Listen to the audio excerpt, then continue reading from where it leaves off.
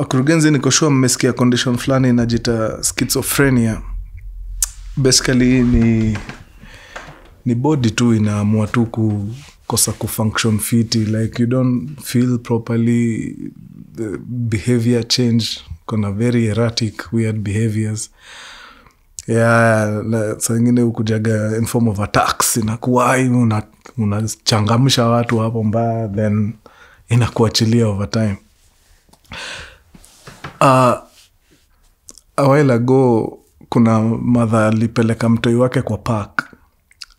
Apparently alikuwa na suffer from the same thing, so alienda akamweka kwa ile push, ile swing, na akaanza tu kumpush hivyo pole pole. Unfortunately yo Samo ikamwai, na yeye akaendelea tu kupush mtoto, kapush mtoto kwa swing. By the time anatoka out of it, alikuwa amepush huyo mtoto kwa hiyo swing for 45 hours, sorry. Keep in mind, time temperatures hazikuwa favorable sana, so inamaanisha in those 45 hours, which is almost 2 days, mtoto alikuwa na swing hapo, hakuhydrate, hakukula anything, temperatures ikashuka deadly, usiku at some point zilikuwa zinaingia close to zero. So goes without saying, bana, by the time she was snapping out of it after the 45th hour, her son had unfortunately passed away as a result of dehydration and hypothermia. Sad. Tuanze kipindi basi.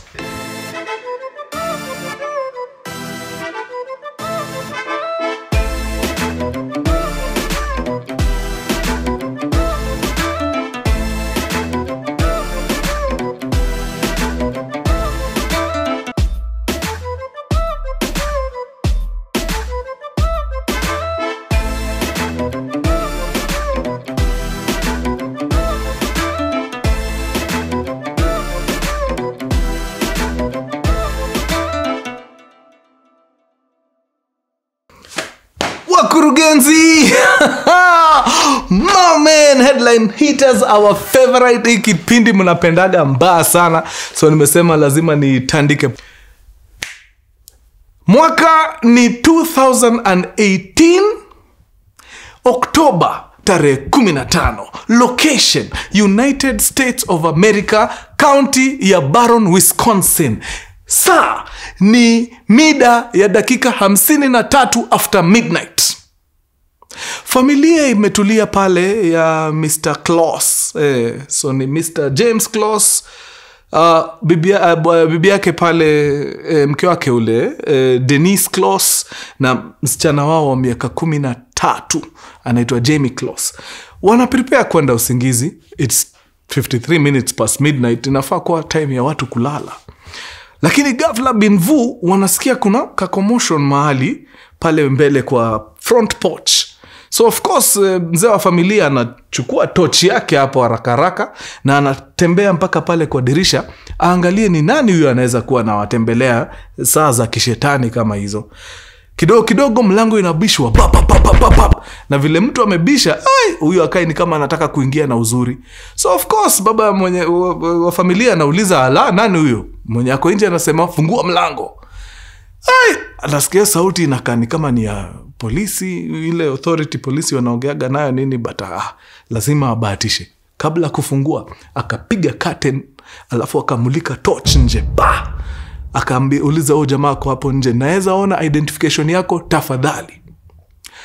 Kabla hata hajapumua 2 breaths, aliona tu shotgun imetolewa, ikakokiwa, ikapointiwa mahali huko. Risasi ikapigwa. In a split second, Jayme Closs alikuwa kwa ground, half of his face gone, sababu shotgun si mchezo. Ile kitu bana, pellet yake inatoshana hivi na ni nono hii design. Ikilipuka tu hivi itoke, hiyo pellet inatoa kama ball bearings twingi, tunaenda in all directions. So maze, ukiwa on the receiving end of a shotgun, my friend, mambo yako kuisha, tunakimbiza mwili.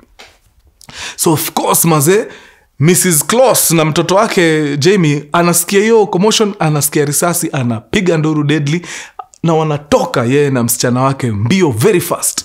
Wanaenda wanajifungia ndani ya bathroom na wanaingia ndani ya bathtub na wanatoa simu, wanaanza kupiga wapi? 911.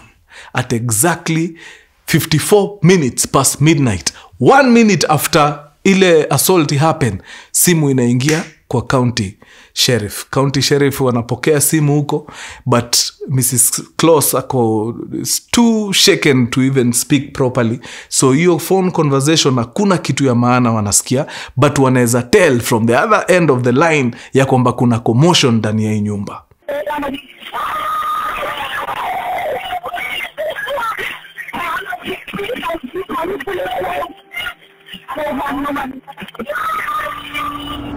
So what exactly was happening in the house? After huyu gunman amepiga mzee Closs chini, anapiga mlango, shotgun nyingine, anavunja mlango, anaingia ndani. Anaenda akipiga search kila room until anafika kwa ile bathroom ambayo Denise Closs na mtoto wake Jayme wamejifungia. Anaipiga shotgun, inafunguka, anaenda anapata Denise na mtoto wake Jayme wako ndani ya bathtub, wako shaken kuruka. Anajaribu kumbega, anapiga nduru, nothing.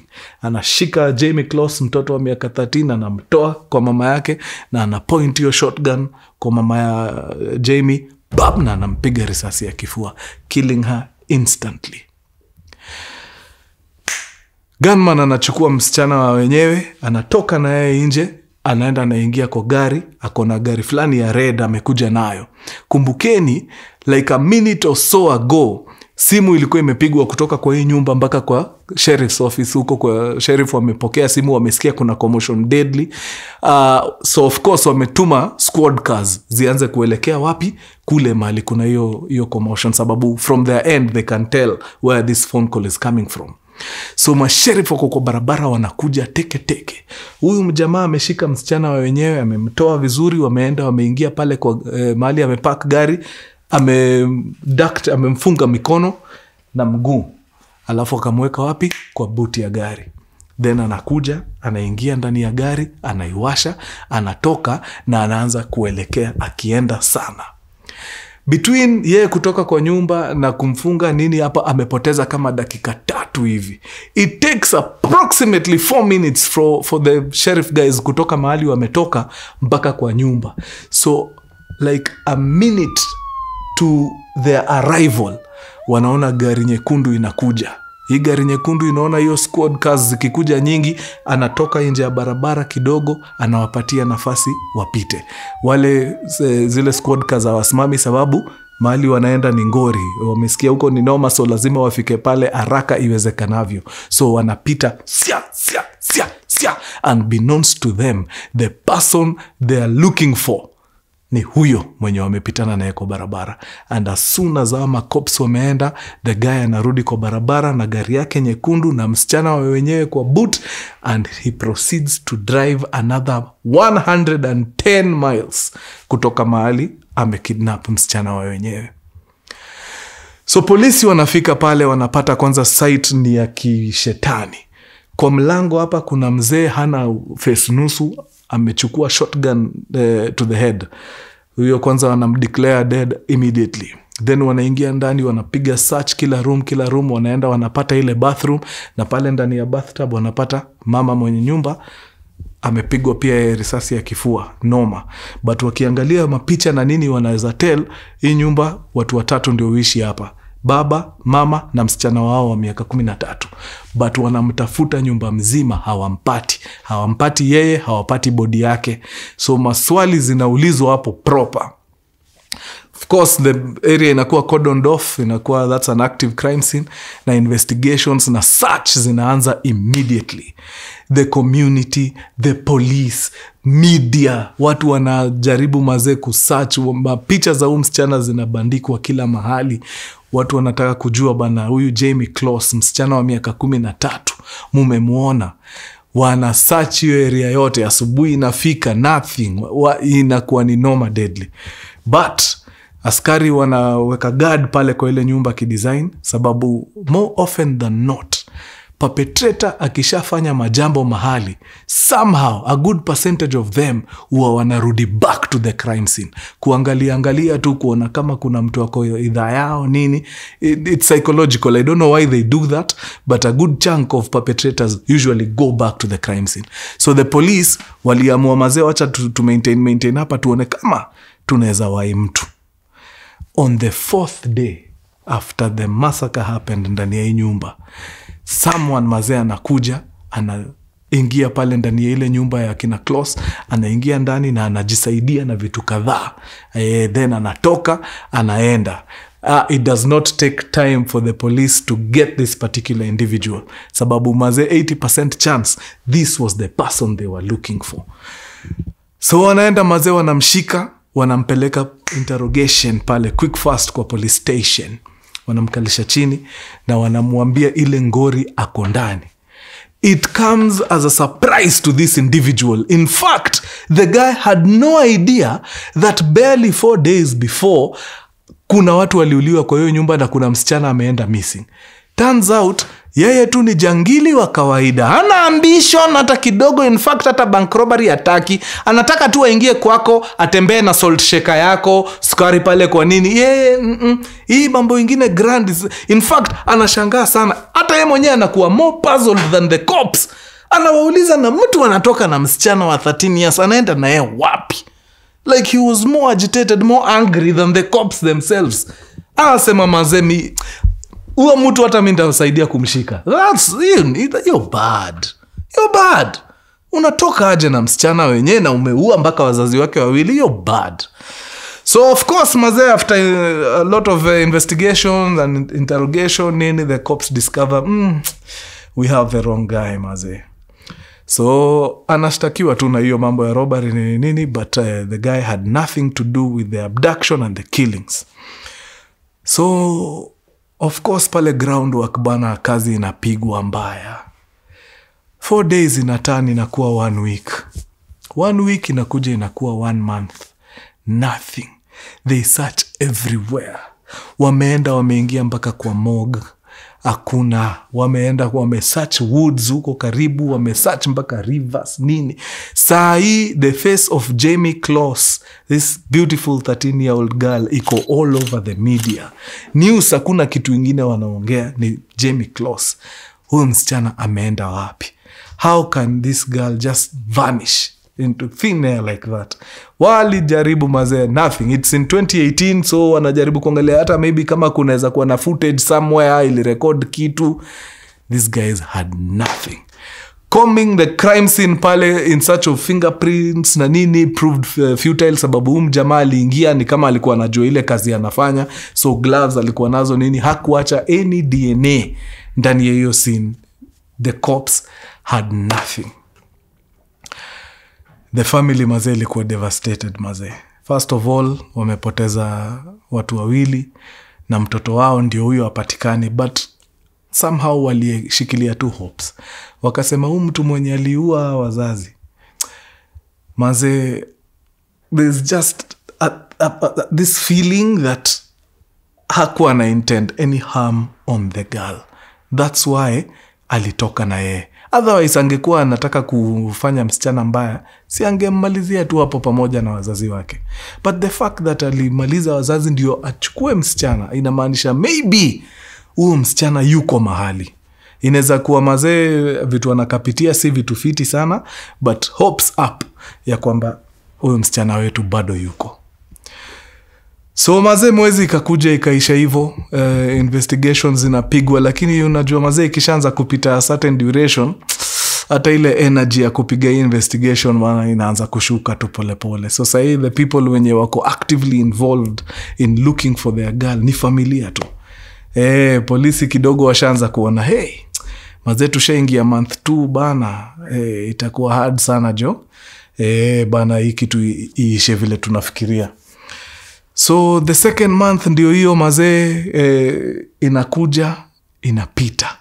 So abduction ili happen 15th of October, November ndio hiyo imekuja, December ndio hiyo. Now tushaanza kuingia the 3rd month.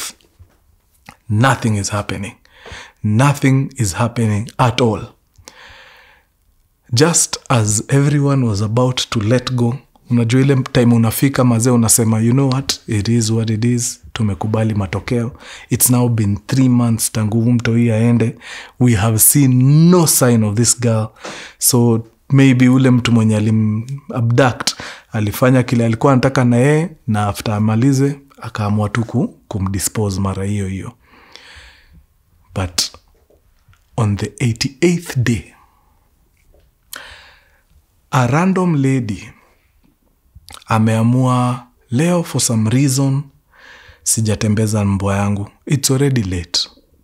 Number 2, the weather haikai vile, haikai fiti. It's a bit too cold, it's very chilly, it's snowing kidogo. Like literally this lady had no reason to be walking her dog on that day. But kitu ndani yake ikamwambia, manze, hii dogi itembeze tu. You know the thing about dogs ni usipozifanyisha hizo vitu ambazo ni high energy, zinashindagwa kile kufanya na hiyo energy yote ambayo iko pent up in them. So watashinda tu wakibaku usiku mzima sababu wako na masaika wajatembea leo, so energy inawasumbua. So madam akajiambia, you know what, najua it's late, nafaa kwa nilitembeza hii dogi nini, but nikashikana. Number 2, the weather is off, but wacha tu nitembeze hii dogi. Usiku isianze kunisumbua hapa ikipiga nini kila wakati. So akaenda akachain dogi yake vizuri, akaweka kwa leash, na wakatoka na wakaanza kutembea tu kwa barabara pole pole. It's a very sparsely populated area, so hakuna majirani sana, alafu kuna mawoods huko, ni ocha nikawa watu wanaishi wapi hivi tuseme band forest. Watu wa western, hiyo ndio route yenu. So as anatembea anaona from a distance dem anakam, anajaribu kukimbia maze, but something is off. Nimewambia the temperature hapa, temperatures ziko vibaya, ziko almost 0, but tu dem anakam akona tu sweatshirt na leggings na sport ya zimtoshei, zinakaa ni kasi zake, but anakam akiwave maze, anataka kuget attention ya madam mwenye ana walk dogi.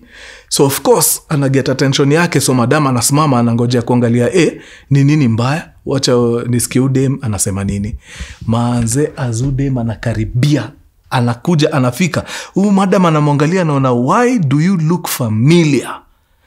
Turns out the girl in the sweatshirt in the cold was none other than who? Jayme Closs. So of course mother anashindwa, what? Man, what? Unajua vile manze tumekutafuta, umetoka wapi? Huku ni wapi? Mbona uko hivi na kuna baridi? Maze Jayme anawaambia, man, nimekuwa in captivity for 88 days. Finally nimepata design ya kuhepa. Please nisaidie, sababu any moment perpetrator anaweza pita hapa mazena yake tupata, especially mimi na wewe, inaweza kuwa ni tricky. So madam anamchukua very fast na wanakata huko kwa miti haraka faster back to her house. But haendi kwa nyumba yake, anaenda kwa nyumba ya jirani. So shosho hapa na msichana, neighbor's house, wanafika kwa neighbor's house, wananok, neighbor anafungua, wote wanaangalia msichana, wait a minute, huyu si ule mtu nafikiria. Anaambiwa yes, ni huyo. Oh my god, unajua vile umetafuta wewe, ingia. So anaingizwa ndani ya keja pale, wanampatia manguo hapo haraka nini. Immediately wanapiga simu. Wapi? Kwa cops. Wanajulisha cops, man, guys, you will not believe it, but right here, right now, in our house, kwa living room, we are looking at none other than Jayme Closs, the girl who vanished 88 days ago. Cops wanauliza, mko sure ama mnatuenjoy? Wanawambia, kamini kwa hii location, we have her. So wanakata simu, cops are on their way. The family, the adults in the house wanaanza kuinterrogate msichana, maze, ni nani alikufanyia hii kitu yote nini? And the girl gives them a name. Anawaambia, ni aje manze, kuna jamaa anaitwa Jake Patterson, alikam home 15th of October at 53 minutes past midnight, akashoot baba yangu kwa uso, akashoot mama yangu kwa kifua, na abduct, akaniweka kwa boot na tukadrive all this way mpaka hapa. I have been here with that guy for all that time. Wow. Manze, shock. Before long, cops washaingia. Masheriff washashuka gari, wamekama, wameingia kwa hao, wameascertain indeed this is Jayme Closs. Man, ile furaha tu ilikuwa kwa hiyo nyumba ni hatari. So cops wanauliza mdem ni aje, mjamaa tunaweza mpata? Nawaambia in fact mali hata anaishi si far kutoka hapa, mkienda hapo mnaweza mget. Immediately sheriffs wanaingia kwa gari, wanatoka, wanashika ile barabara yenye huo dem alikam through.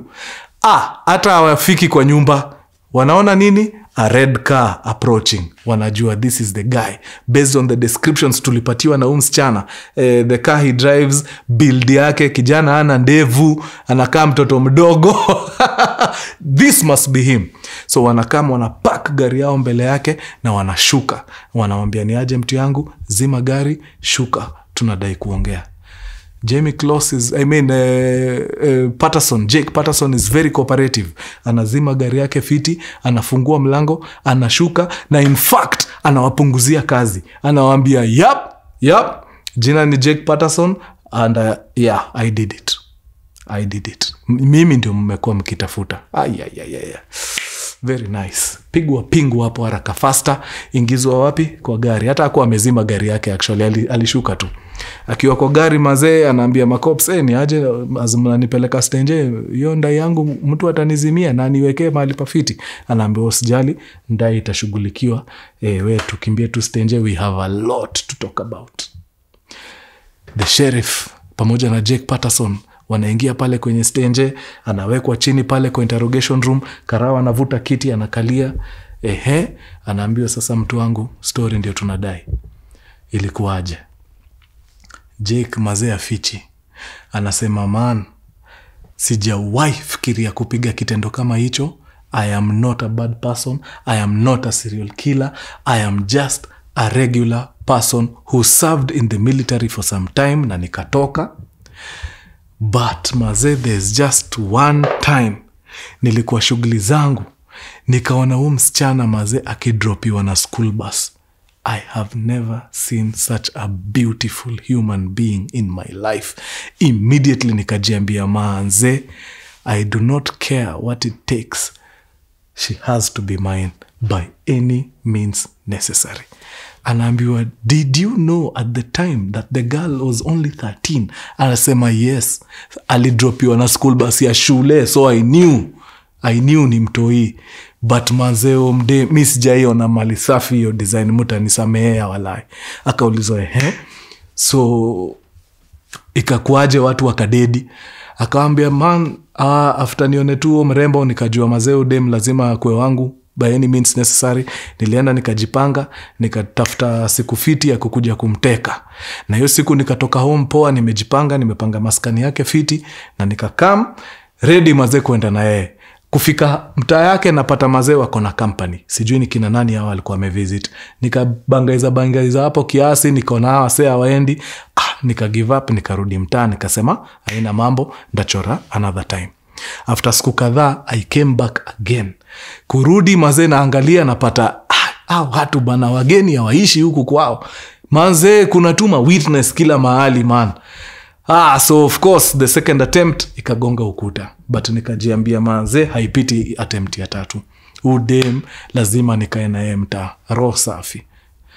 So nikarudi mtaa, nikakaa chini, nikapanga, nikaona the only way nitatoa mdem hapa successfully ni any witness mwenye nakutana na yeye nimalizane na yeye hapo kwa hapo.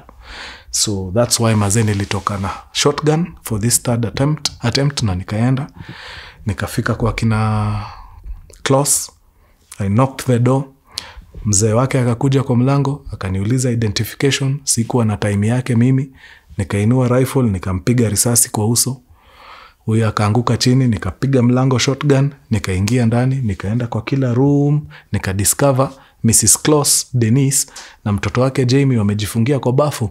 Nikapiga bafu, mlango wa bafu shotgun, nikaingia, nikapata Mrs. Closs ako hapo ndani, kampiga risasi ya kifua hata yeye, na nikachukua mtoto, duct tape kwa mkono na mguu, nikamweka kwa boot.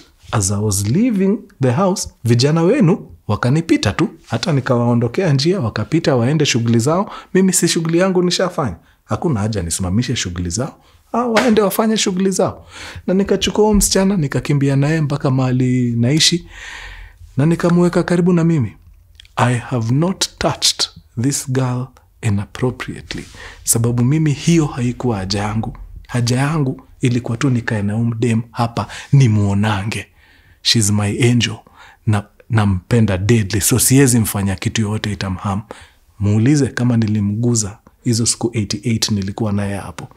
Mimi nilikuwa tu namweka chini ya kitanda during the day, naenda hustle, narudi, natoa zile makaton nilikuwa na barricade nazo chini ya bed, na release, nampatia dakika 5 atembee nje at least apate hewa kidogo, then anarudi na tunaishi vizuri, tunapiga story, tunakula. We only used to sleep on the same bed, lakini hakuna kitu kingine nilikuwa namfanyia. It's just kilala tu na yeye kama nimemshikilia hivi nasikia fiti. It gave me great joy just knowing that this beautiful girl is next to me. Bas. So of course the cops wako hapa wanasikia hiyo story ni kama movie. Turns out hii ilikuwa routine every day. Jake Patterson anaweka msichana wenyewe chini ya kitanda, anafunika na maboxes kiasi, anaenda shughuli, anarudi, anatoa boxes, wanaenjoy siku. Bas, usiku ikifika wanalala kwa kitanda moja, asubuhi ikifika anamrudisha chini ya kitanda, anafunika, and so on and so forth. Kumbe msichana ni mtu ana maziwa mala hapa, si ndogo modhi, ni msichana anajua kusoma patterns. So alicooperate kabisa, hakutaka kufanya anything yenye itakasirisha Jake Patterson, hata yeye ajipate suffer the same fate na wazazi wake. So yeye alikuwa very cooperative. Every day alikuwa anasikiza movements za ujamaa, akaanza kudiscover from a certain point Jake Patterson never used to lock the door when he was going to work. So akasema wacha tu nisikize ni ascertain kabisa boy nishagather trust yake. For almost a month Jake hakuwa anafunga hiyo mlango. Alikuwa anaenda, anamwacha hapo chini ya kitanda, akitoka anarudisha tu mlango na yeye anaenda shughuli zake. Akirudi jioni anafungua mlango vizuri, anakuja anatoa vitu chini ya kitanda, msichana anaenda nje anapunga hewa kidogo, wanakuja wanapika, wanakula, bas wanalala. On the 88th day akajiambia this is it. So Jayme Closs waited for Jake Patterson to leave the house. Vile tu Jake alitoka akaenda, akampatia ample and sufficient time ya kuhakikisha yenyewe ukijana ameenda kabisa. Unajua anaweza toka alafu wewe utoke umfuate, kumbe amesahau kitu pale kwa barabara arudi. So alikaa akahakikisha kabisa huyo ameenda. Then akatoa hiyo barricade yote ilikuwa chini ya kitanda. Akatoka, crawled from under the bed vizuri. Kulikuwa tu na hiyo sweatshirt amevaa na leggings. Akaangalia viatu ziko karibu, kulikuwa na sport shoes za Jake Patterson ziko hapo. Akapiga hizo sport haraka faster na akatoka, akaanza mbio immediately. And she ran until when she saw the elderly lady walking her dog, ndio akajua la haula nimepona leo. Akapiga nduru, mama akamsikia, mama akamchukua, kampeleka kwa jirani, wakaita polisi wakakuja, wakatoka, wakaenda wakashika Jake Patterson, na sasa as we speak Jake Patterson ako ndani. Now trial ilikuwa rahisi sana because of the simple fact that Jake Patterson admitted to everything. Alisema ukweli, nilipiga watu risasi ndio mimi nichukue msichana bila pingamizi yoyote. So kila kitu ilikuwa very clear. Judge akasikiza kesi fiti, and at the end of it Jake Patterson was sentenced to 2 life sentences and an additional 40 years for abducting a minor. As we speak kijana bado yuko ndani ya jela, lakini jela inakuwa na masheria zake. By the way, ukiwahi pelekwa jela na wale watu wako jela wagundue uko ndani sababu ulishika mtoto wa mtu. Unajua kunaga story ingine wanamalizanaga na wewe immediately. So it's actually a miracle that Jake Patterson is still alive today, sababu vita anatandikagwa kila wakati. Wanamuonaga tu wanakumbuka, by the way wanamunyorosha proper. Yeah. So wako huko ana serve life sentence yake. But Maze Jayme amerudi fiti 2019 October 10th. I mean January 10th ndio ali resurface tena after 88 days in captivity. It's a beautiful ending despite the fact that wazazi waliangushwa, at least maisha yake Maze ilibaki na sahi anafanya very well. Ni one of the ambassadors huko wagana champion for kids who have been through the same. Juu kuna watu wengi pia wameabductiwa huko nini wakarudi, na there's just a way you're supposed to handle such people, such individuals. Sasa yeye ni one of the ambassadors huko, which is a good thing. Bas, na hapo ndio tunafungia kipindi wadau. Imekuwa true sana, nyinyi pia ni wa true. Iwa bambe deadly. Adios muchachos guys. Peace. Safi sana.